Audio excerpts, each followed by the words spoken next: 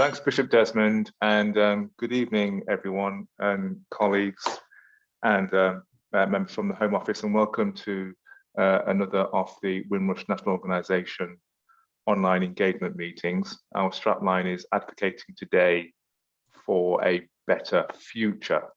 These meetings give us, the members of the public, an opportunity to share your concerns, thoughts around the status and compensation broadly, and any other thing that is pertinent to ensuring that there are better outcomes for the Windrush generation as a result of what has happened with the Windrush scandal. And we do this, as Bishop Desmond mentioned earlier, through the cordial engagement with those who have given up their time to be here this evening.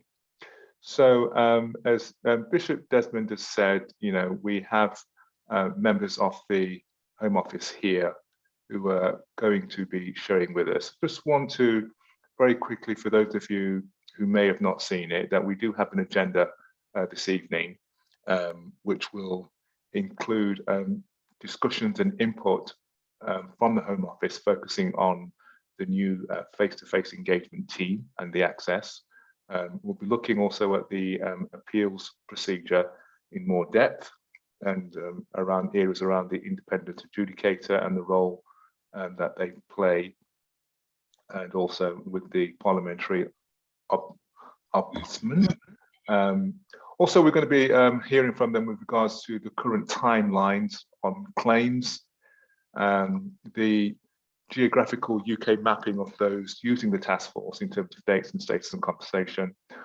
We're also going to get an update on Windrush 75, as we all know, it's the anniversary. So we'll be hearing from one of our WNO directives, Nigel Guy, who'll be giving an update on Windrush 75 and some ways in that which you can engage in that through various memorabilia. And then we'll be sort of a closing off with a summation from Bishop Desmond Jadu, our chair, and forthcoming activities. And then we'll give a vote of thanks. So there's plenty to be getting on with, and hopefully there'll be an opportunity where you can all engage in it. So if you might have your actual question answered before we actually get to the Q&A session. And so at this point, I would like to invite Nigel Hill to come forward from the Home Office and just to introduce himself and to introduce the rest of his colleagues. But before I do that, I just want to ask Bishop Desmond if there is any updates that you would like to give before we bring on the Home Office. Bishop Desmond. And yes, just before we do that, Reverend Clive, can I ask you, as we normally do, is just to say a short prayer? We'll do that. So those of you who wish to join us for prayer at this time will do so. Shall we pray? Father, we thank you for your goodness towards us and your mercy towards us. We just pray that you will continue to strengthen us, inspire us, and enable us through this work. We thank you for all that you've done already.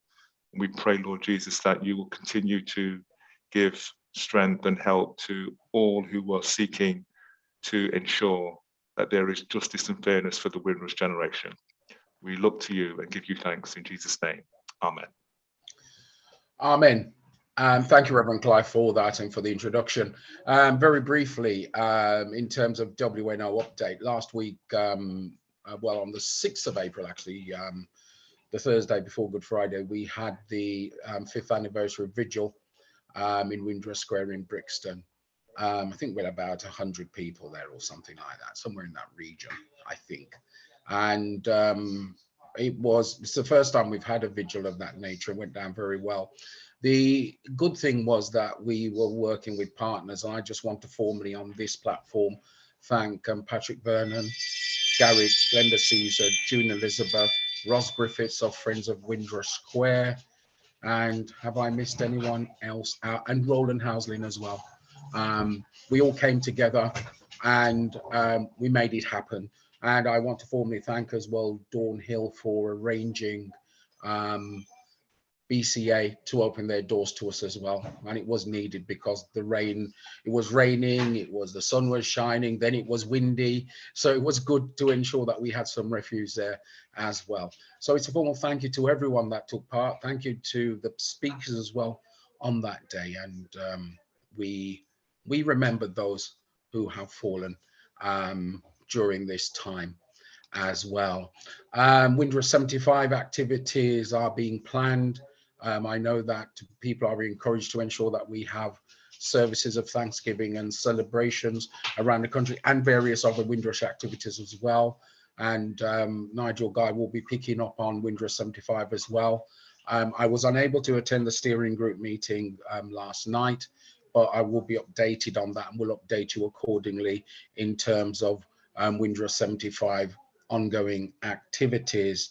Our national tour, we've narrowed it down to 20 cities. We've got to narrow it down to 10. But during this Windrush 75 year, we will be touring face-to-face engagement meetings as well. So that will be happening very soon. One thing that I think it's only right that I update on is that you may have seen in the media regarding an issue surrounding the Windrush Engagement Fund. We have written to the Home Office as an organisation. I'm going to be transparent about it. We wrote to the Home Secretary. The Home Secretary has responded, and we will be arranging a meeting with Lord Murray. Once that is done, then we will know exactly what we have to say on it. We're not prepared to make a comment at the moment on it. We are dealing with it. And I think that's the important message I want to get across to everyone tonight, is that we are dealing with it as an organization. So when there are further updates, we will be transparent in terms of that. But it was right that you're updated now at this point. And importantly as well, that the Home Secretary's office has responded to us directly as well. So that's quite an important update to share with you.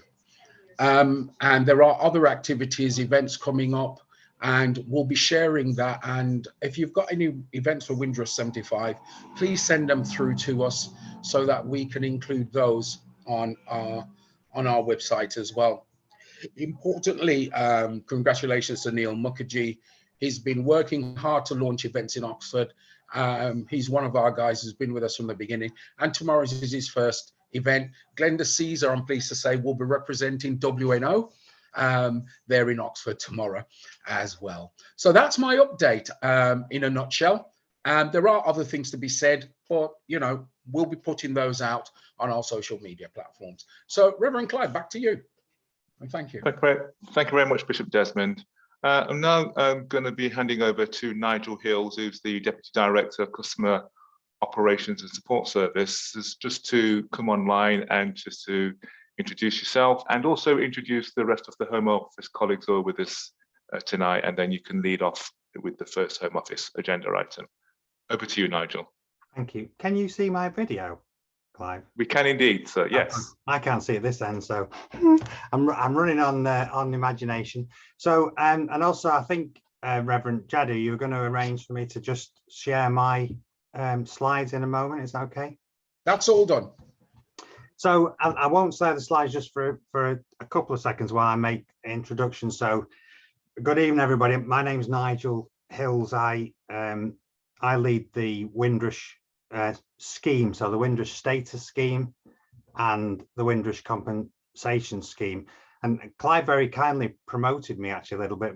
I work to Gabby Monk, who was on the call last month. She leads the whole of customer operations support services within which Windrush compensation sits. So what I am not, and I try not to start off with a negative, and it isn't intended as a negative, but I'm not a politician, I'm an official. So and I also don't lead on the community fund or some of that wider work that Bishop Jadu mentioned, although obviously we do know of it and we work with those teams, but they work in the central part of the Home Office. And I also want to introduce Marianne. Some of you will know Marianne actually, and Marianne is struggling a little bit IT-wise because she is actually in Oxford for Neil Mukherjee's event tomorrow in a hotel room, and she did tell me she might struggle to get her her work laptop to link up down there, and she's obviously on her phone. So do you want to just say hello, Marion, and make sure you can speak when I bring you in? You're on mute. Okay, try again. Hi, that's a technical difficulty of my making, not the hotel. Thank you for inviting me, and good evening, everybody. It's great to be online with you all tonight. So Marianne leads has led for quite a while the vulnerable persons team, the helpline team, and a team that we call the complex team. So it does mobile biometrics and supports those individuals who aren't able to maybe lodge their biometrics or travel. And I asked Marianne to take on a new role, which is alongside that first role, which is leading an expanded engagement team. Some of you who've been involved in this for longer will know we used to do more outreach and engagement, and that really has not happened as much. Well, COVID got in the way, but then it didn't restart in a big way. So Marianne will talk about what we're intending to do in that, and how we will move to just improve and expand that engagement. So first off, I'm going to start off and talk about kind of where we are with the compensation scheme. And the other thing I would say before I put the slides up is there are some numbers in there and you can look at them online, but this isn't about, how good are we, and I'm not pretending for one moment there's not a lot of work to do. It's just an update of where we are, what's been paid out so far, and I will talk a little bit about the kind of timeline for claims in that. Marianne will talk about the engagement, and then I'll come back and talk about well, how you can seek a review of a decision, both in status and the Windrush compensation scheme, if you're not happy with the decision that you receive. And then I can send the slide pack over. I'll put it in a PDF, Bishop Jadu, and you can upload it on the website. We haven't got a specific update today on the community fund. As you described, that exchange is going on with that team that leads that and with the Home Secretary. So no doubt I'll come back to a later meeting. So now I'm going to try and share my slides. I mean, those who saw me 3 meetings ago will know I had to hold them up to the camera because it didn't work, but let me just try and do that now. Just one moment.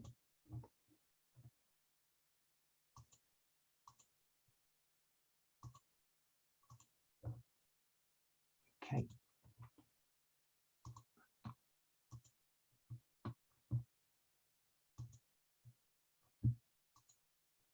So, can you see those slides? Yay, that's good. So, Nigel Hills, as I said, head of the Windrush compensation scheme, and Marianne Mason. Let's try and get this window away from my slides. So, how many people have we helped first? So, over 20,000 people have applied to the scheme. But this is the status scheme first. So the first 3 bullets are about the status scheme. Almost 16,000 individuals have been issued with documentation and confirming their status in the UK or British citizenship. And of those, a little over 8,000 have been issued with documentation confirming British citizenship. And for those who've not, again, been involved in the process for a long time, so the compensation scheme formed on the 16th of April 2018. That was the very first response to when the Windrush scandal broke, and it was about documenting people who couldn't confirm their lawful right to be in the United Kingdom, so they couldn't get access to anything, services, landlords, and that scheme has carried on, and then it was joined in 2019 by the Windrush compensation scheme, and that's the bottom 4 bullets. So over 5,006, this is at the end of February, 5,600 people had applied for compensation. Of those, 3,427 had received a final decision. So a little bit over 61%. 68.27 million has been paid or offered in compensation. So some of that will be waiting for people to accept the claim, and I'll talk about the review system. And a little bit over 57 million has actually been physically paid out. So the difference between the 57 and the 68 million is claims that where people have been made an offer, they've either not yet responded, or they've not accepted, or they've chosen, as I'll talk about in a minute, to have those claims reviewed. So in terms of timeline for claims, that's a very difficult question to answer, because there is no average time for claims, because every claim is different. Every claim is treated on its individual merits, and we work really hard. I've said that we do a thing of starting with why. What are we actually doing? And what we're doing is we're trying to pay the maximum award possible at the earliest point possible. That is what I always ask my teams to check back in, and whatever we do, that should be the why. Now, in terms of how a claim goes through the process, there is a process at the front. So you will, if you've applied, you will know you will apply. We will confirm that you are eligible for the scheme, so you are a person of the Windrush generation. Within 6 weeks of that first confirmation of you being eligible for the scheme, a caseworker will look at the claim, and they'll aim to say whether, so I think called impact of life. So there are 14 different things you can claim under, but one big one is impact of life. So this first assessment says, have you had an impact on your life to that first level? And if you have, then they'll pay a £10,000 initial payment on the compensation claim. If you don't get that £10,000 payment, then you shouldn't panic and you shouldn't worry, because it might just be that there isn't enough information, or the caseworker will need to have a chat with you, or there'll need to be a little bit more information that we can get from other government departments to be able to pay that £10,000. And the earliest point we get that, we'll pay the £10,000. And then there will be all those eligibility and the preliminary payment checks will take a small number of weeks. So you should get something within 4 to 6 weeks at the front end of the process. And as I can't give a claim timeline for an average claim, and some claims take very long because of some big issues. Probate is a big thing that people struggle to get confirmed. But we are currently, and this is not published data, but we are currently allocating claims from the end of the first week in November. So people who claimed towards the end of last year, just a bit less than 6 months, those are the claims that are currently being given, having gone through those weeks of the front end process, are currently being handed to the substantive caseworkers, who will then call you, will contact you, will talk you through that claim.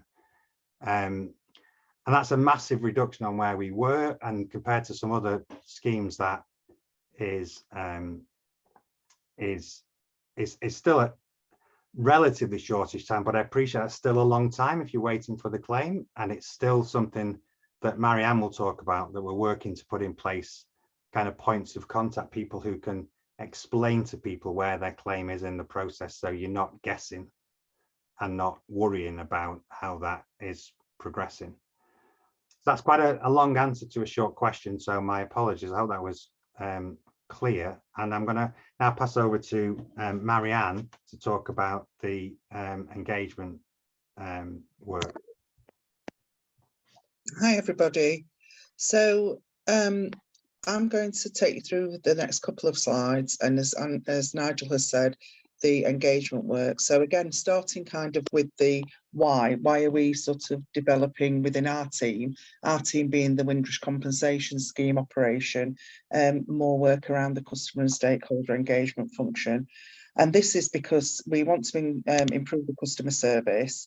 And also now just mentioned there about supporting claimants through the journey. We recognise that the journey is difficult. We've obviously have a lot of feedback received from obviously stakeholders like yourselves, other stakeholders and claimants themselves. We take feedback from claimants at the start of the journey when we start to talk to them. And it's taken a lot for a lot of people, as I know you're all very aware, to get in touch with us in the first place. But once the majority of people have got in touch with us, over 98% say that they're happy to continue speaking to us, but actually getting in touch with us, you know, despite the time that has elapsed in the last 5 years, is still really challenging for people, and we really recognise that. So we thought, as Nigel said, I'm responsible for the other teams within the complex team, so urgent exceptional payments, vulnerable persons team, and the help team. And so we're all kind of the teams that are regularly talking to our claimants and people asking advice about the Windrush schemes. So citing within, for me to kind of develop this engagement function is really well, exciting for a start, because it allows us to start to do more of the things that we want to do, which is making sure that within an operation we can actually also support claimants in their journey. And as Nigel said, I'm working on that, and it's headed up by Zara Latif. Zara is the previous head of policy, as it says on the slide there.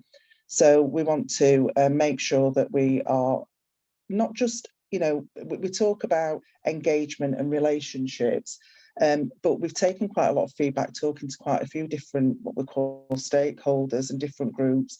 And they're really keen that we're talking about the language we should be using is building a relationship and actually embedding that relationship rather than having a transactional engagement with people. And that's something that we're really keen to do. You know, actually listen and hear and make sure that our responses, as Nigel says, we're not politicians, we can't always do what everybody wants, but our responses are actually considered based on what people are telling us from within the communities. So we've asked for feedback. What we're going to do is we've asked for feedback from claimants and stakeholders, and we've already introduced a few things, so I'll just go through them on here. So we've done follow-up calls to claimants, and they contact the help team in the first instance. And so we do some follow-up calls. If we don't hear back from people, or we've sent a form out to see whether people need any more additional support. And I think that's changed slightly because, you know, people have really kind of welcomed that contact and, you know, we're surprised that we've been in touch. And I think what we want to do is shift that surprise. We don't want it to be a surprise. We want people to expect that they get that follow-up and ask of support from us. The other thing is a specific callback for new callers inquiring about either documentation or compensation scheme. As I said, we really recognise it's difficult to get in touch, and some people really don't want to do that. And when they have brought the courage up to do that, it's quite a lot of information to take in all at once. So what we do is we'll ask people whether they, the callers, whether they want to have a separate conversation. We'll give them a call back, and then we can take some real time and go through the schemes and explain it to them and make sure that they have the information they need to then consider whether they want to go about submitting a claim. So they're much more kind of focused calls, but we've done that as a result of direct feedback from people who have told us that obviously taking information in one go is sometimes just too much.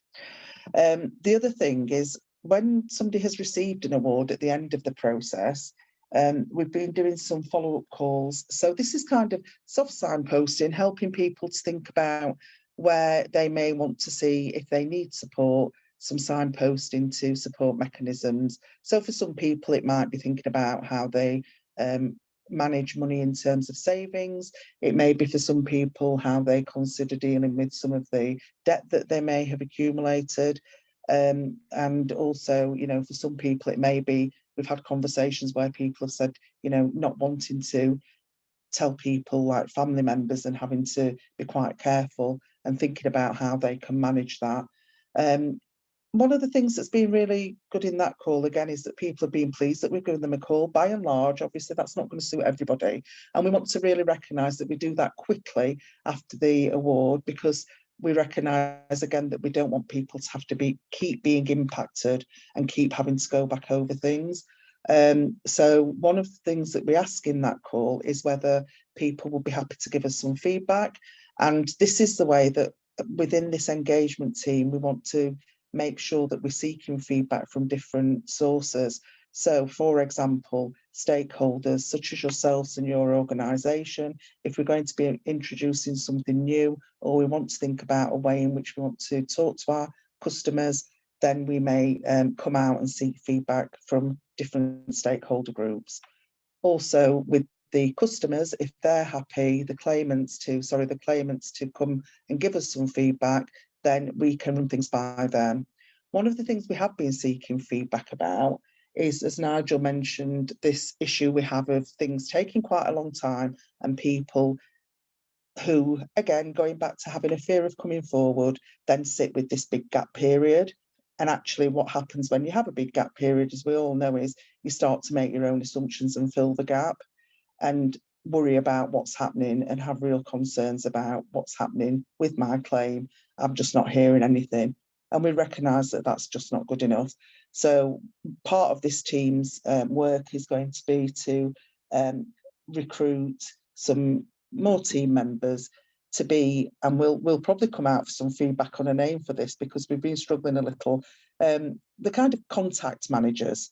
But what they'll do is from the outset of somebody's journey, they'll support them through that claim. So they'll support them with handoffs to the caseworkers, introduce them to the caseworkers, explain the process right at the beginning so that people have that expectation of knowing what the different points of the system are that you go through with your claim.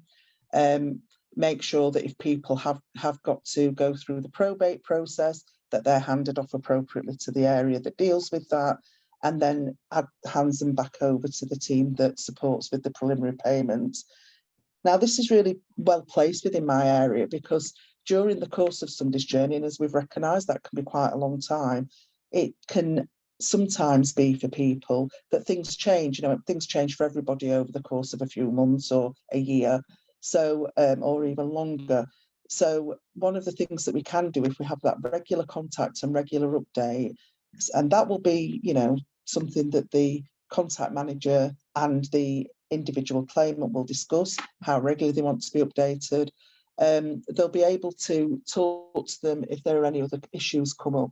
So, for example, somebody starts to have real difficulties with their housing situation. We can then support to try to refer them into the vulnerable persons team, or somebody is really struggling in terms of some debt management, we can refer them into the urgent exceptional payment team. Again, all part of my area of work. And so we can work together really closely on making some decisions to help support people. So that's the kind of contact manager role that's on there. And as I said, we will be coming out and hopefully, we'll be able to get some feedback from yourselves after this call in terms of whether that's a good idea or not. So that's, a person who has a number of people that they support and they help them through from start to the end of their custom claimant journey with us. The other things that I wanted to mention was. Sorry, Marianne, before you go on to the next slide, just a couple of quickies on that slide. Just to say, it says Zara Latif, who's head of policy. She was head of policy. Those again may have come across Zara, but Caroline Lawless, there were two heads of policy, and Caroline Lawless will continue to lead on Windrush compensation policy. And Caroline may well have come along to one of these calls, so we still have a head of policy. Just Zara's moved over because she had that background. And the other thing I just wanted to say was that Marianne's very keen that we talk about, what's in a title. She mentioned there the title of the team, sorry, the contact officers, but also we got a lot of feedback about what we call people. I mean, Marianne accidentally said customer then. We've had some feedback, people don't like customer.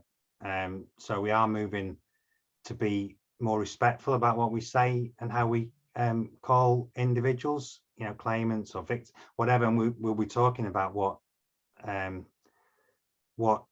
how we can be clearer in those conversations. And the last thing, we use the word stakeholders, and we use that a lot in the government. And I thought I'd just, for those who who don't know what that means, because we're not sure what that means sometimes internally. So for us, what that means in our kind of in our documents that underpin that engagement, so it's anybody who is affected by or has an interest in the work we do. So it could be pretty much anybody, frankly. It's not just representatives, it's not just organizations, it's anyone who is affected by or has an interest in the work that we do. And so it's a broad term that picks up a lot of those individuals. Are we going to the next slide, Marianne? Sorry, no, I was just going to mention, if I can, very quickly. So that on the point of the stakeholders and the terminology, we're looking into that. But one of the things we're doing is at the moment is we're completing some stakeholder mapping exercises, and we're going to be looking into that, because one of our ambitions is that each of the people that we liaise regularly with, and obviously this group included, will have a person who is their stakeholder lead, and they will receive regular updates from them, invitations to attend events. Just wanted to touch on, and that comes back to what I said about the building and actually maintaining meaningful relationships as well. Finally, we've already been out and attended. Nigel said one of our ambitions also was to start to do more in-person events. Some of you may know Joanne Bell. Joe's actually in the hotel room with me at the moment. Joe's worked in different roles within the Windrush team, but she's going to be leading on the outreach. We've already done some events. We've done some with Glenda Andrews. We've done some with Anthony Brown, and we've also done events in Bristol, and we're in Oxford tomorrow. So that's the kind of thing that will be coming out to you and saying we've had a conversation with June Elizabeth, and from those events we get really useful other contacts. So a gentleman who'll be there tomorrow, Victor Richards, he's supporting us with some of the things that we're wanting to do on our team for the Windrush 75 and the Windrush Day celebrations. Sorry, Nigel, thank you. The next slide. So apologies, it's quite a detailed update to what we normally give, but I think hopefully it'll be useful. So we'll move through it as quickly as we can without rushing through it, because I think it is important information. So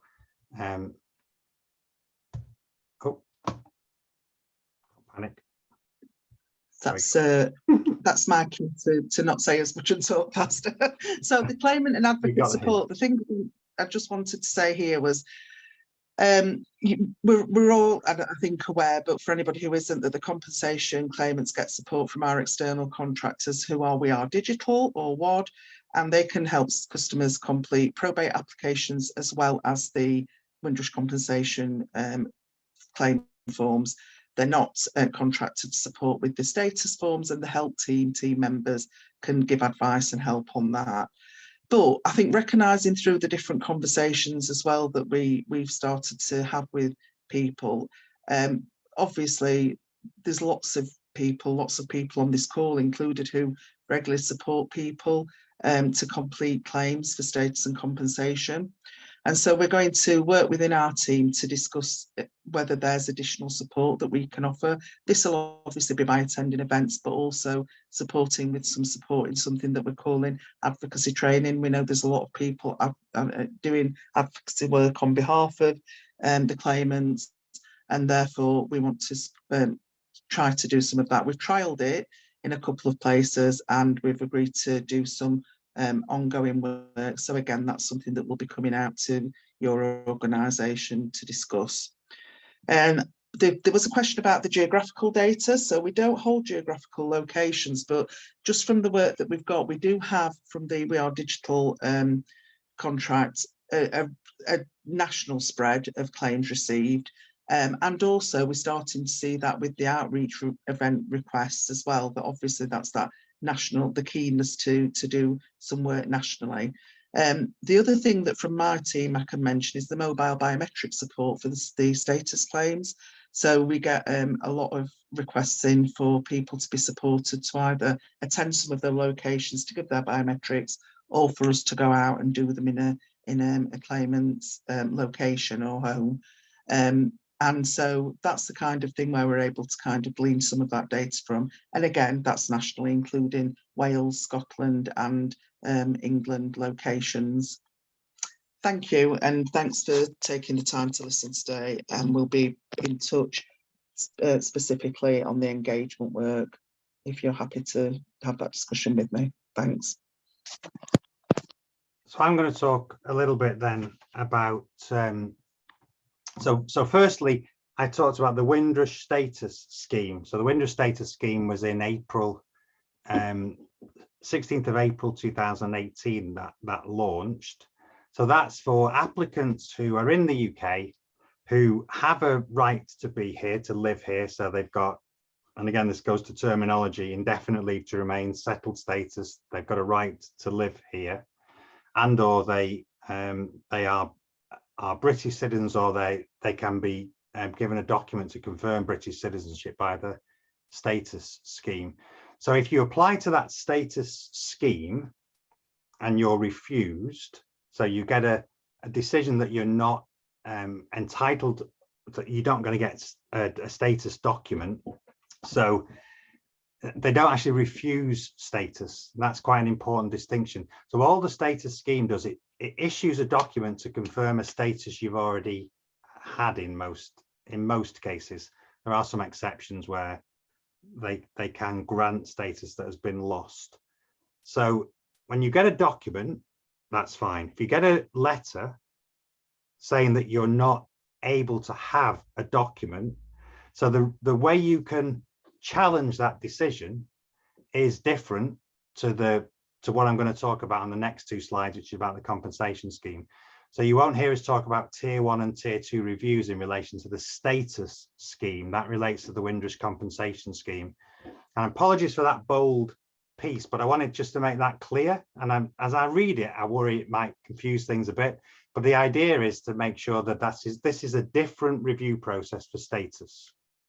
And I'll talk about the Windrush compensation scheme review process. We don't refer to these as appeals, so it isn't an appeal system. It's a free independent review process. So if you get a decision, and some of you might have had a decision on your status application, then when you get that decision, it will say in that decision letter how you can challenge that decision if you're not happy with it. And you can write or email to the addresses in the letter, explain the reasons why you're not happy with that decision. And that review is completed by a completely independent team who weren't involved in the original decision and are not part of the Windrush status scheme itself. It's actually called a chief caseworker unit, sits separately. The reviewer who reviews that can decide if the decision was incorrect, and they can refer it back to the decision maker to change that decision. They can uphold either all or part of. Some of these decisions can be quite complicated, so they can uphold or all or part of the decision. And the reviewer, though, must issue a letter notifying the individual of the result. So you'll get a written confirmation of the outcome of that review and the reasons for that decision. So I can't read this actually. I've got a bar that's dropping down at the top, but let me just, yeah. So the Windrush compensation scheme review process. So this is tier 1. You'll hear it referred to as tier 1. So if you apply to the Windrush compensation scheme, so you've gone through the status scheme, you apply to the Windrush compensation scheme. When you get a decision then on the Windrush compensation, so that's either a decision that you're not entitled to compensation, or a decision if you get an offer of an amount, you're not happy with that. So if you're unhappy with the compensation decision, then you can request a tier 1 review, a first line review. So again, if you request that review, you'll get an acknowledgement letter, and the claim is again considered by a separate independent team. So it will not be the caseworker or the casework teams that made the original decision. The tier 1 reviewer may, and most likely will, contact the claimant to request additional information. You can send additional information with your review. We would normally encourage you to put your as much information as you can in, the first application, because we'd normally expect that if it could have been submitted at the first application, it should have been, but particularly some of the more difficult documents to get hold of, we accept that they may take time.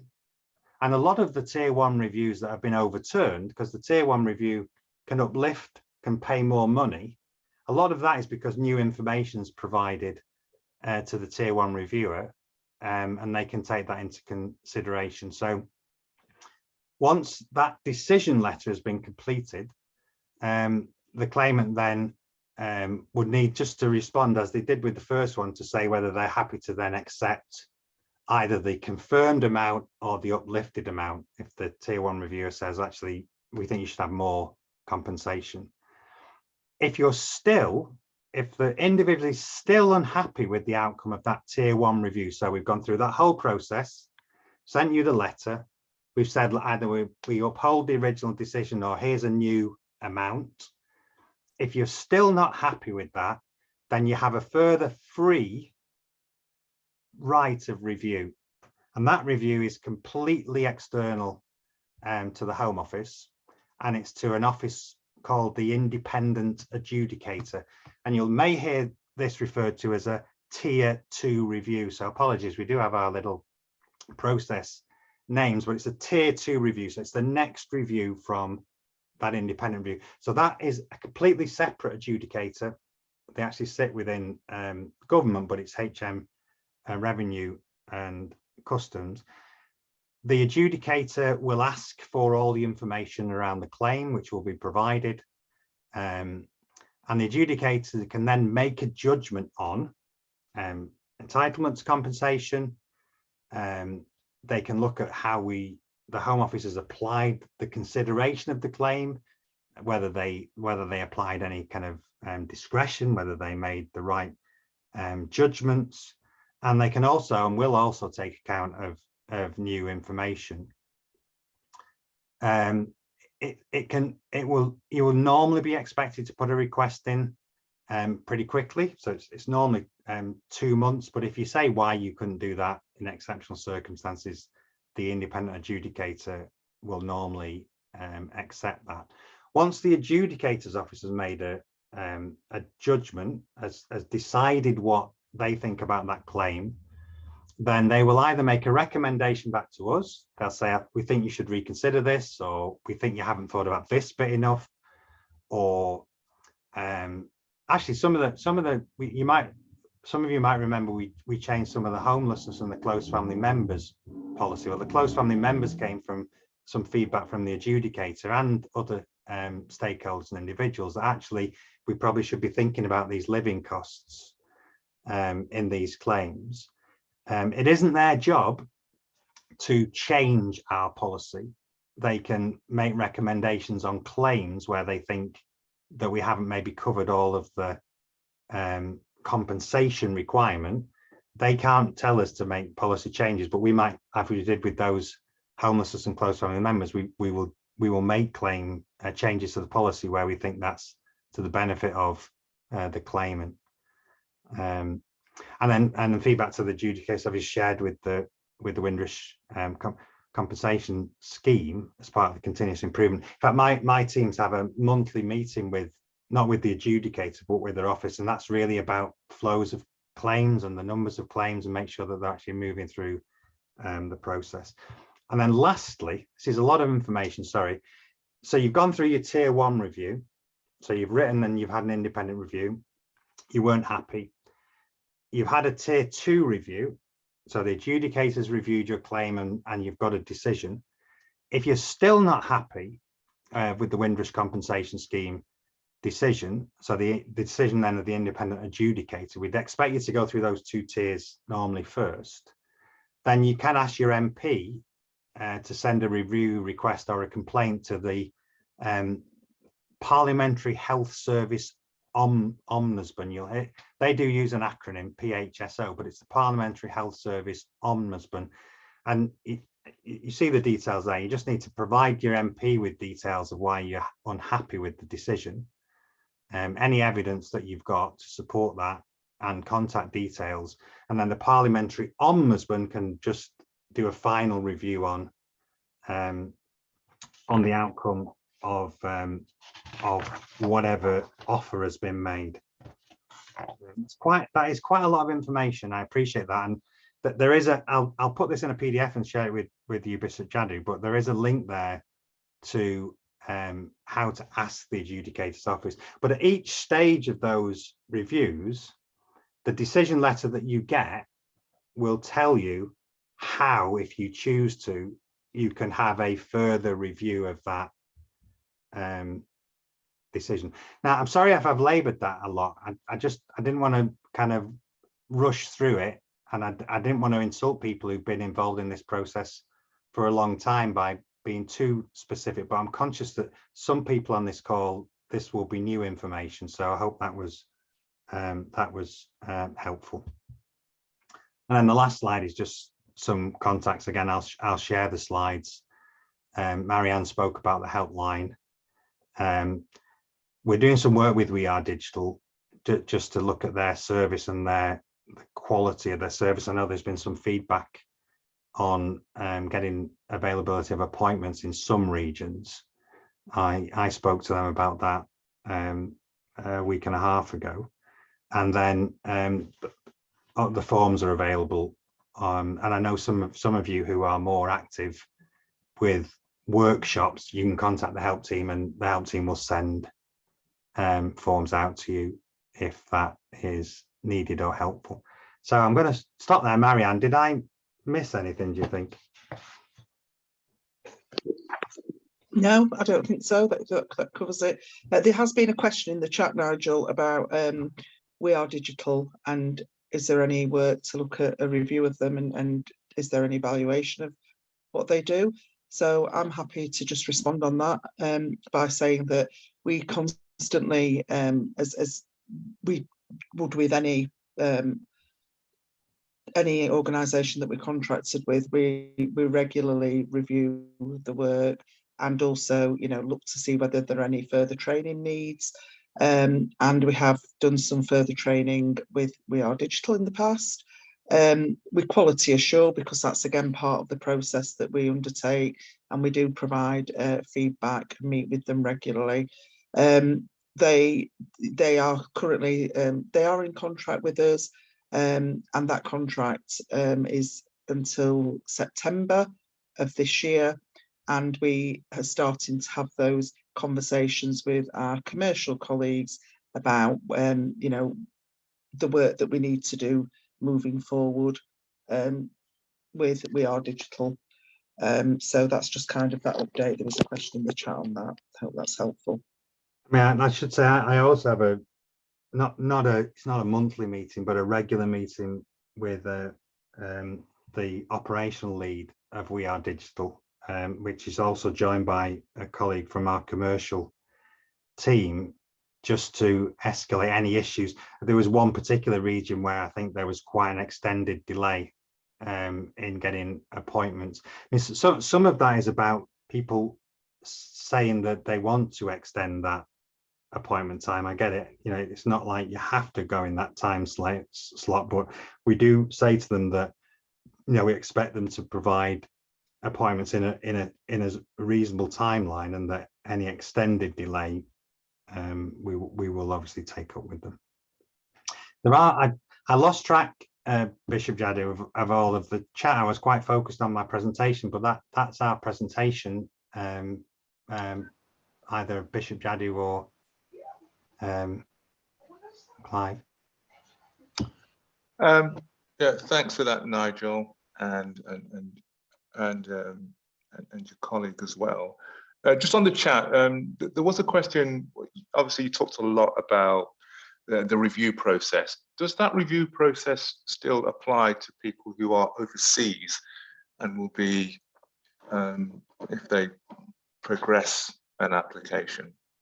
Question was raised.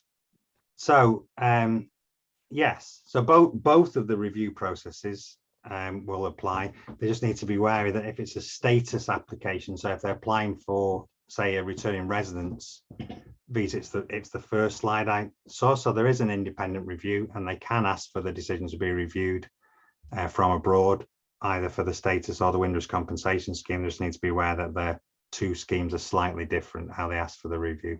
But the letters that they get, if they get a letter refusing their application, that will tell them very clearly what the review process will be. Okay, thank you. Hopefully that answers what was in the chat. We're going to have about 15 minutes or so, I think, on a Q&A. So we would like to open it up now to those of you on the call. If there was anything, any questions that you wanted to ask Home Office colleagues, just to say, if we can get to your point, make your question, and then we can pick up the responses. That'll be appreciated. And we would encourage, if you can, please come on camera when you're answering, when you're asking a question. That would be helpful. Please do use the reaction functions, raise your hand, and then we can get to you in line with the questions. So I'm going to bring on Patricia, and then after that, Gertrude. Patricia, your hand was up and went down very quickly. Looks like Patricia's hit the wrong button, probably come offline. Gertrude, if you want to go ahead, and then if you come off mute, Gertrude. Hi, good evening, everyone. As you know, I have relatives and friends who've been stuck in Nigeria for decades. They settled here in the 50s and 60s, and they were all here with indefinite leave to remain by the time they left. Some of them have applied under the Windrush scheme, and they have been refused. And their reviews have, one review has upheld the original decision. There is no appeals process. These people are eligible, and there's no consistency between people from different countries. So if somebody grew up here, went to school here, worked here, and then got stuck abroad, he applies to come back as a returning resident, he's refused, but somebody with exactly the same circumstances is given a returning resident visa. And I've talked to a lot of people who are now back after being away for 40, 50 years. But when my relatives and friends apply, I've been saying this for years and years, and Nigel always insists that he stands by his decisions. There needs to be an appeals process, not just one review, there needs to be an appeals process. I can't just have my relatives dying off when they used to live here. I grew up with them. And some of them have died without their pensions now. They never got 1 penny of their pensions because they couldn't get back into the country. So I really need to know what happens once the review has upheld the original decision. Even if it was years ago, I really need my people to come back here and be reinstated and get their citizenship. Thank you.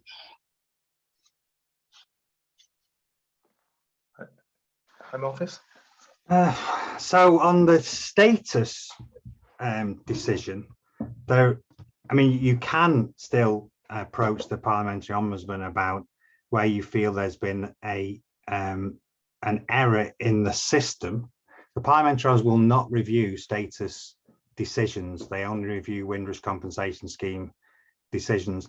I mean, the other alternative, and I'm not encouraging you to do this particularly, is a judicial review. And we've had a lot of those about the process itself. If the process itself is said to be unfair or unbalanced, and we have had some quite big reviews on that. There is no political decision to implement a further appeal. Those decisions that you spoke about, and as you say, we have been corresponding. Well, before my time, I only joined the Windrush compensation scheme, as you know, in February of last year. But I know for the last number of years, Ben Shotness and various other people have written very, very extended responses to, very genuine. I understand your concerns are genuine, but the returning resident visas are not simply to replace indefinite leave to remain that existed many years ago. If you look at the guidance, it says very clearly that even if you had indefinite leave to remain, you have to have maintained close and continuing ties with the United Kingdom. Which they have. All of them have 5 British siblings, parents, children, they all have. And I've That's made a that question clear. on each individual claim that the status team make. And if they make a decision, then that will be subject, as you've described, to the independent review. And if that independent review is overturned, then not only will we grant returning residents status, we will look at whether that has any impact on any of the other considerations and claims that have been made in terms of whatever balance that a reviewer thought we didn't get in the decision that was made. Now, I understand how frustrated you are, but there's people who've left the country and created a home and a space, and they've settled in another country for 40, 50 years, and because they couldn't come back. That's the whole point. They couldn't come back. They were locked out of the United Kingdom. They did not choose to be stuck abroad. They could not come back. And it says quite clearly in your guidance that they can apply to return as returning residents. When they apply from Nigeria, they are refused. They apply from Jamaica, Barbados, they're allowed back. So I just want to know. I mean, I can send you all the paperwork if you want. So what I would say is 2 things. Well, 3 things actually. One, I'm very happy to look at whatever paperwork you've got. But you. As I said, I know we've had very extended, because I've seen some of the exchanges, that very detailed exchanges in correspondence about this, but I'm happy to look at it. As I say, I only came in February. 2, and this is not me being slopey shoulders, as I said at the beginning. I am not a politician. I don't write the rules. I implement the rules, and I don't intend that to be, really don't intend that to be slopey shouldered. I get it. I've worked in the Home Office for many, many years. I own and I stand by what the Home Office does, and I want to deliver clear, accountable, quality decisions, but I don't make the political rules about who and what processes. Those rules go to Parliament and they're signed off by your elected parliamentarians. That's who decide that there need to be close and continuing ties, who write what we need to do. Yeah, and they all have. They all have. Can you just let Nigel finish, because we're going to have to move on. But he keeps on saying the same thing about close and continuing ties. He's just making 3 points. I'm not going to say anything more, because it's just pointless. I've been saying this for 5 years. The third thing I would say, Nigerians are discriminated against. The third thing I would say is that, and I've said this before on this call, and we said it in writing, I simply do not accept. I mean, if there is any discrimination in terms of ethnicity or nationality, then we need a ministerial authority to do that. It can only be done on historic basis, and it's usually for security reasons. There is no bias or emphasis. Those individuals who have had settled status, but they have been outside the country and haven't maintained those close continuing ties of any nationality will be refused. Okay, thanks. And the offer has been there for Gertrude to send information to Nigel as well. So yes, I will certainly do that. Thank you, Gertrude. Can we move on, because we've only got about about 13 minutes, and then we're going to have to move on to our other item. There's a phone call. First of all, Bishop Desmond, I think there's a person by the name of Trevor Nielsen. It could be a bug. If we can get that person out. Thank you, Reverend Clive. I was just about to say, Trevor Nielsen, do you want to withdraw that, or I'll remove it from the meeting now? Yeah, I think we should just withdraw the person anyway. It sounds like it's just an automatic response to anything negative.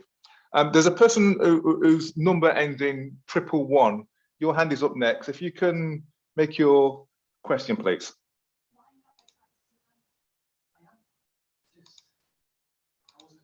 Can you hear me? It's Roland Houghton. Can you hear me? We can, sir. Yeah, you can. Go ahead, Robert. Yeah. Nigel, good evening. Good evening to everyone, rest of the Home Office team. Nigel, I think I find the answer that you gave to Gertrude very deflecting.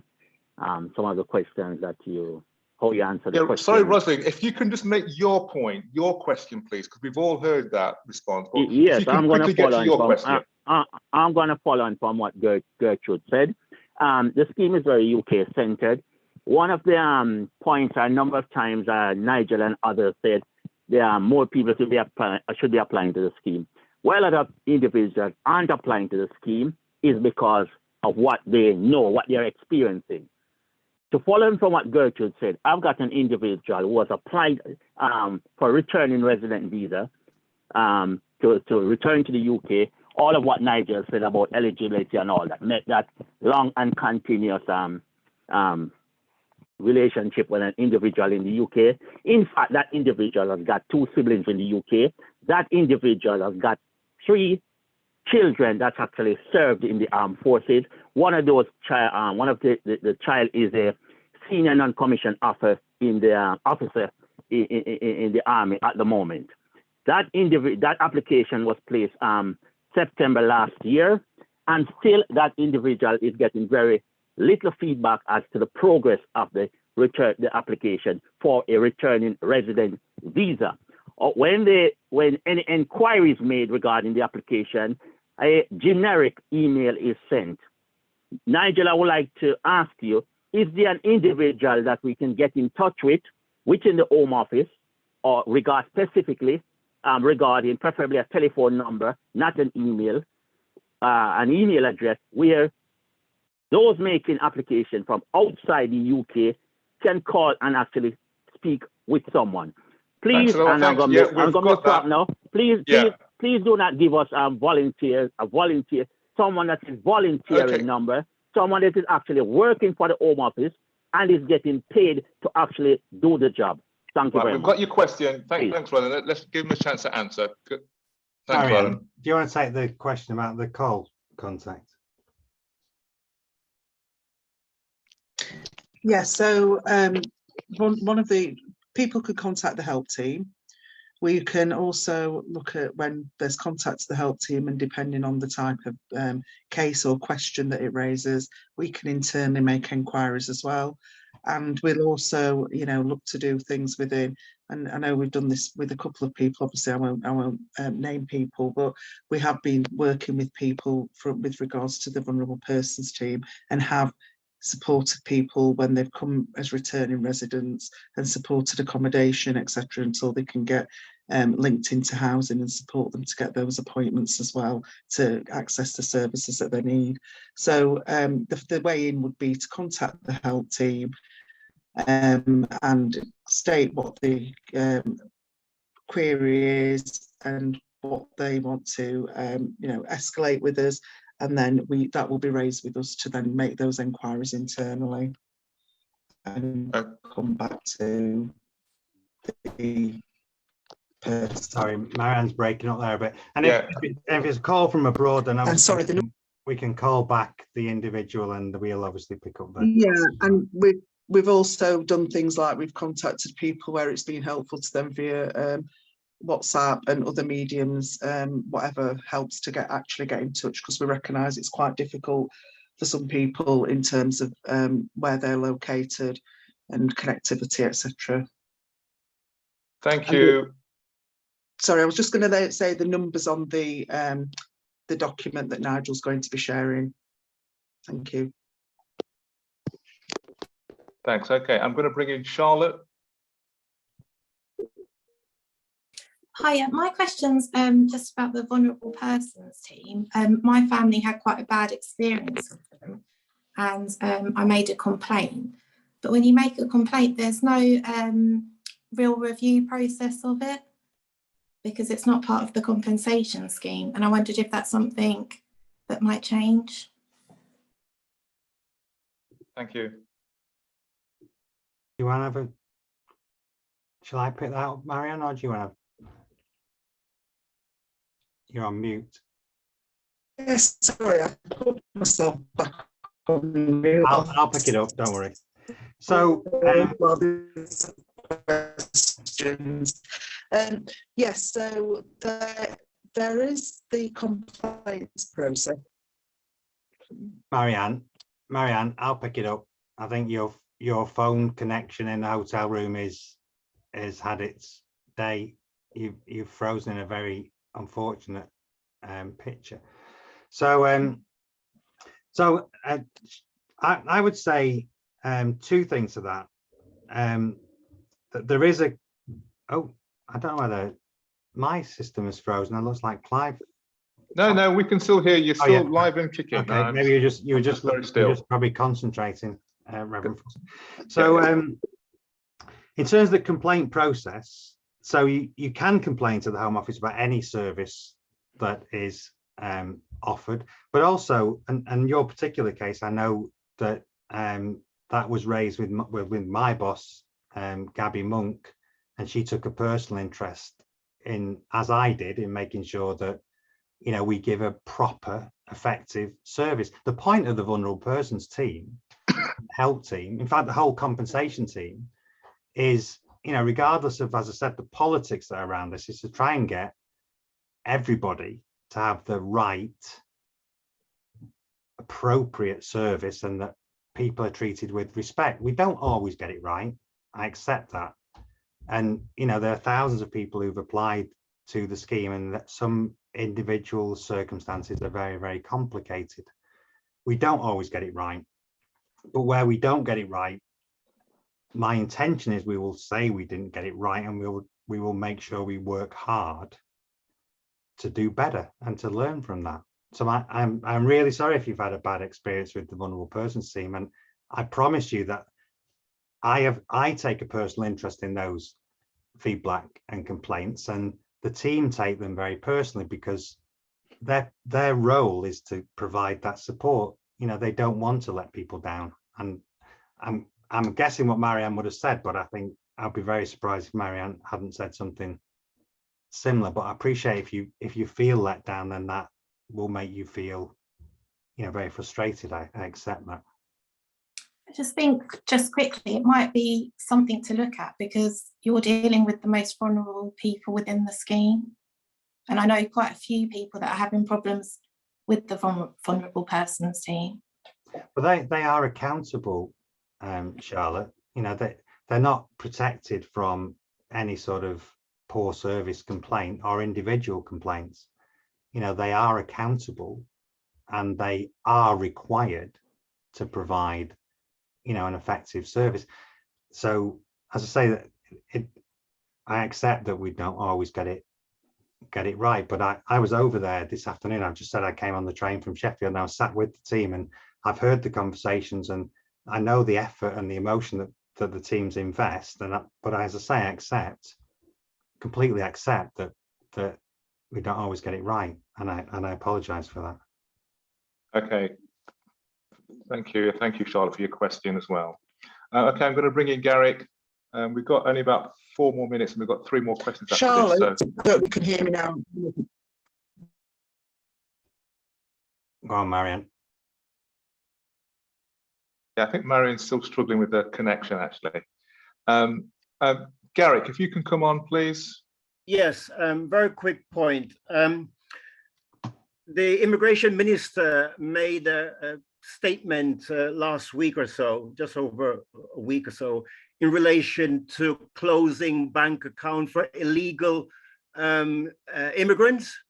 And I just wanted to know whether that language of illegal immigrants is being used towards the Windrush generation. So, Gary, well, the straight answer to that is no. I mean, Windrush generation are not illegal immigrants, and as I described, the people who the compensation scheme and the status scheme protect and support are those people who are here lawfully, who need documents to confirm that that's the purpose of the scheme. So the straight answer is no in relation to the Windrush generation, the people who are supported by the compensation scheme. But what I would say, what I would accept is that it is a difficult thing for me to convince you should have confidence in the Windrush compensation scheme when that kind of statement is being made, And I, you know, just to call it out, I know that, you know, there was a political decision about the recommendations which you talk about the last meeting. As I said at the beginning, I'm not involved in those decisions, and it isn't my job to make those decisions, but it is my job to speak to you people who hear those things and you say, well, hang on, what does Home Office doesn't care, or they talk about illegal immigrants. What I would, the last thing I would say is that I've worked for the Home Office now for almost 41 years in August, and it's tricky to say this, but the Home Office is nearly 40,000 people altogether. It's a massive Department of State. It has a responsibility for home security.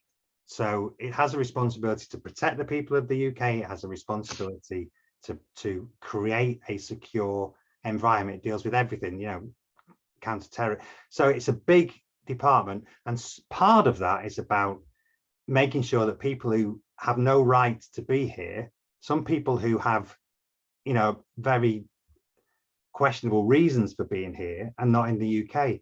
And what happened with some of the checks was, as you know, from the when the scandal broke, was that people who had absolutely a right to be in the UK got caught in some of the systems that were put in place to catch the people who shouldn't be here. And I'm not going to agree or disagree, because, as I say, I'm an official. I work for the government, but I accept and I recognise that statement and that kind of language is not helpful in creating an environment where you can have faith in me. Okay, I think we've got the gist of, yeah. Is that okay? Sorry, Claire, it's a long. Yeah, we've got the gist of that response. Great. Thank you, Garrick. I'm going to bring in Patricia, and then our last two questions will be Bev and Sister Marcia. Go ahead, Patricia. Hi, thank you. Hello. It's a quick one. I may have missed it at the beginning because I joined a little bit late. So I got an application for the compensation scheme. It's gone through the first two stages. It's been with the case where, well, it's at the third stage, and it's been there for the past 3 months.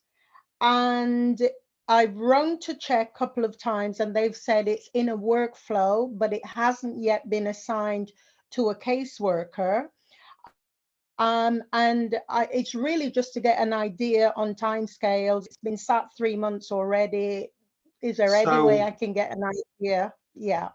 So we are allocating claims to the main substantive caseworkers that were received towards I think the end of the first week in November last year. So depending when you applied, if it's before that, if you give your details to Bishop Jadu or Clive Foster, then I mean I can check on that, because obviously we can't look at individual claim details. But if people's claims were older or seem to have got stuck, and what you should have done though is you would have had you should have had a contact initially to say that initial assessment's been done, and then as soon as it goes to a caseworker, you'll get contact from the caseworker who will talk to you about what else you might need. Yeah, I did apply at the beginning of November, and so the first two stages I did get the relevant contacts. So since it's been sat in the workflow now, waiting for a caseworker for 3 months, I've not had any contact. And they just said, sorry. If it was the beginning of November, you should hear from the substantive caseworker anytime now. Okay. Yeah. And that's not helpful, but it should be anytime now. Happy for you to send your details to us, Patricia, and we can support you in that as well. Thanks, Patricia. I'm going to bring in Bev, and then finally Sister Marcia. Bev DeLucci. Hi. Okay, I'm having problems with this camera thing. So that's why I can't get it to come on. Just something really quick. We are still, when I say we, because I help out with other people, we're still having this continuous issue with claimants not being contacted back, or the callbacks. And in one particular case, it was, I think it's a husband and a wife.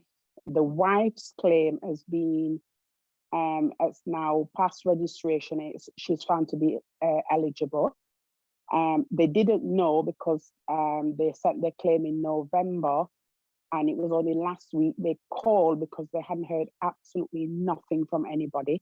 And the man that answered the phone, he then told them, oh yes, the wife was eligible. They're still doing some further, but the husband's claim was still on registration. Now, that was the first time they'd actually had any information whatsoever. And they were quite distressed, but I said that there's not a lot really that I can do, but I will again bring out the point that if you are going to call the clients back or the customers or the claimants or whatever you want to, please, if you tell them that you are going to call them back, call them back. If you can't call them back, keep them with the information. Filling out these applications is so stressful because they have to relive a time that they really don't want to have to remember, but they've filled it all in, and then to send it up and hear nothing since November, December, January, February, March, 4 or 5 months, and then to be found, oh yeah. And he said it so casually, and you know, they came back and said, well, I was actually quite shocked. And the other thing is, I think it was on the news as well, that the Home Office are now going to outsource windrush compensation scheme. The whole thing is going to be outsourced to another agency. If that happens, doesn't it mean that it will go back to square one, because the new agency will have to sort of find their feet, sort of thing, and won't that delay people's claims? Okay, Bev, so we've got a couple of your questions there, so thank you for that. Timings and Home Office compensation being outsourced. So firstly, so I think there were three questions I heard there. So one, Marianne said that, you know, that is the point of the new the expanded engagement team, and we're bringing in some more people to make sure we have more contact and more of an ability to call back. So I agree with you. If we say we should call back, we should call back, and that is what we currently intend to do, and what we clearly need to do better on. Second thing is, there was a court case that made it clear that we had to deal with claims in very strict date order of receipt, but we are changing the process so that family claims will be dealt with at the most, so that at the earliest point. So if a husband applies and the wife applies later, then we'll consider them both together, or the siblings or the close family members. So because some of the feedback from sessions that we've been at is exactly that, it actually makes sense for our caseworkers, that because the information will be similar between the families, and it doesn't make sense for a family to get, one member of the family to get a partial or a decision and then the other member of the family doesn't, because it's most likely that the decisions will be similar. The third thing is, I think what you're referring to, there was a big report, it was Human Rights Watch, but that's not the first time it's been suggested that the scheme should be taken out of the Home Office. The government position is very clear that it would be completely, as you described, it would completely be counterproductive to take the scheme out of the Home Office and give it to somebody else. I mean, despite, you know, whatever you might think about the windrush compensation scheme, and there is a very, very broad spectrum of views on the windrush compensation scheme. You saw the numbers at the beginning, though it has got some momentum, and to take it out of the scheme would obviously be quite very disruptive. So I agree with you, and there is no plan to move the windrush compensation scheme to an external or out of the Home Office, and there is no plan to implement an end date either for the status scheme or the windrush compensation scheme. Claire, thanks a lot. With a short answer, sorry. Yeah, thank you. And thanks. And finally, I'm going to bring in Sister Marcia. Greetings. Mine is very, very short. I just want to ask, on the application, how do I put through my application knowing that I was born here, went to Jamaica, when I wanted to come back, brought my birth certificate and everything to Trafalgar Square in Kingston, they laughed at me. So how do I, because the application is more set for people who have come here and had to prove their status. So what about those who were born here overseas and had to prove their status? So could you tell me if that, how can I apply? And if the present application forms, what do I put on it? Thanks. So, I mean, it's tricky, Sister Marcy, to give advice without knowing. I mean, I don't know whether it's possible for you to speak to either Bishop Jadu or Clive Foster, or we could, because then they could give you information. The forms are applicable to people wherever they were born. If they're Commonwealth nationals, and you said you were born, did you say you were born in Jamaica and you came over here and you needed to get your? No, I was born here. I was born here. Yeah, I went to Jamaica, and when I wanted to come back, I went to the Home Office there, the British Embassy. They looked at my birth certificate and laughed and said, "You could have stolen this from anyone."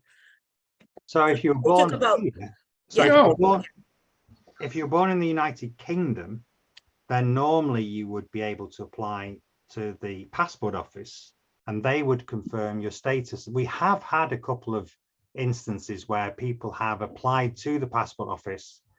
I think certainly one individual on this call had an issue where the person applied to the passport office and had some difficulties, and we have been able to help with that, but that isn't our role. We don't provide documentation under the Windrush for those people who were normally who were born in the UK.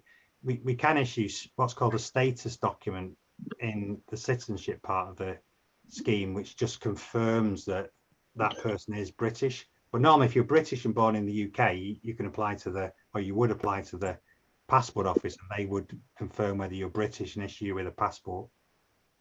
So it was in Jamaica. It's the British High Commission that you go to in Trafalgar Square.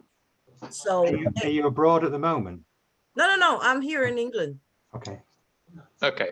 So perhaps, Marcia, if you want to contact Windrush National Organisation, we'll be happy to help you and just get clarification and anything that we can do to progress your situation. We'll be happy to do that. Thank you. And thank you for those of you who have put forward your questions this evening. We're going to move on to bring on Nigel Guy now, who's going to share with us some information about Windrush 75, and then we'll be having some closing activities and summation from Bishop Desmond. So Nigel Guy, if you can come forward. Yes. Thank you, Nigel. Yeah, the floor's yours. Thank you very much, people. If I can share the screen. Bear with me. 1 sec. There you go. Okay, can you all see that? Waiting to.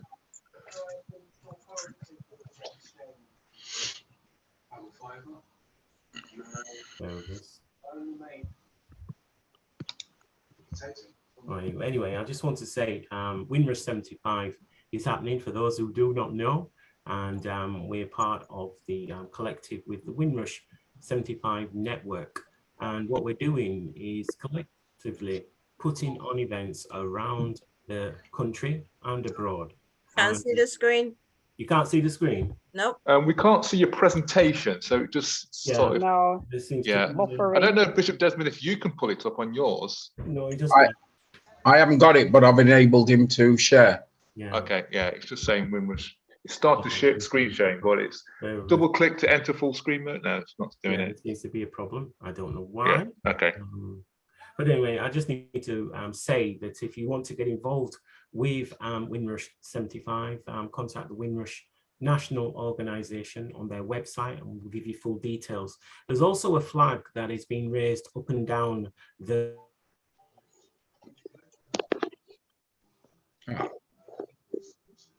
Oh, we seem to have completely lost Nigel. He's probably dropped off the call as a result of his computer. Right. Bishop Desmond, if you want to come in now, and then if Nigel comes back in. Yeah. Okay. Thank you. Thank you for that, and thank you for your participation this evening. I think now there are no more. Bear with me one moment, please. Right. Pauline, you're trying to share something on our screens. Can you please take it down?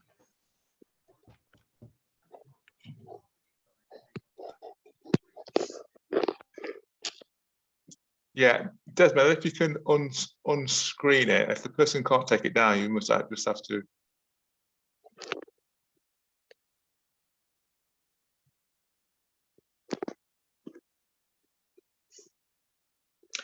Right. Yeah, I've just stopped. Go ahead, Desmond. Yeah, no problem at all. Yeah, right. We've done that. Thank you very much. My apologies. Right. That's changed the tone of what I'm going to say. There are people who are coming on this meeting and they're being disrespectful. Trevor Nielsen has just been reported to Zoom for abusive behavior for what he put in the chat.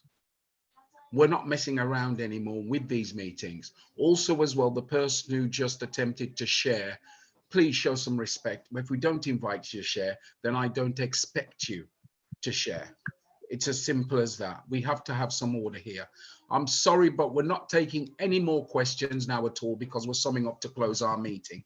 So I'm very sorry about that, but we won't be doing that.